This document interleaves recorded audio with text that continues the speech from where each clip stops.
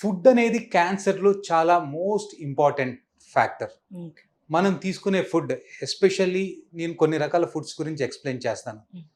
మనకి తీసుకుంటే obesity is one of the risk factor for cancer. Okay. Obesity వల్ల ఎన్ని రకాల క్యాన్సర్స్ వస్తాయంటే ఫీమేల్‌లో ఎండోమెట్రియల్ క్యాన్సర్స్ వస్తాయి.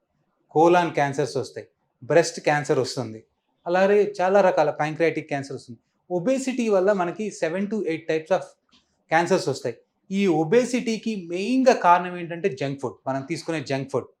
ఆహ్, బెవరేజెస్ కానియండి, వేరే అవి కానియండి. అంటే లిమిట్‌లో తీసుకుంటే ఏమవ్వదా సార్? అంటే ఎక్సెస్ ఓవర్‌లోడ్, ఓవర్ లిమిట్‌గా అయిపోతే ప్రాబ్లమ్ వస్తుందా? లేకపోతే అది రోజువారీ అలవాటయిపోతే కూడా వచ్చే ఛాన్స్ ఉందా?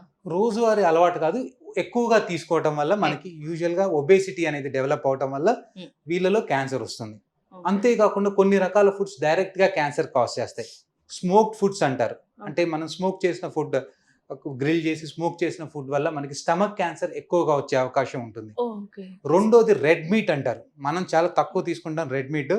వెస్టర్న్ కంట్రీస్‌లో రెడ్ మీట్ ఎక్కువగా తీసుకుంటారు వాళ్ళు. వాళ్ళు స్టేపుల్ డైట్‌గానే రెడ్ మీట్ తింటుంటారు. ఓకే. ఈ రెడ్ మీట్ తీసుకునే వాళ్ళు మెయిన్‌గా కోలాన్ క్యాన్సర్ వచ్చే అవకాశం ఉంటుంది.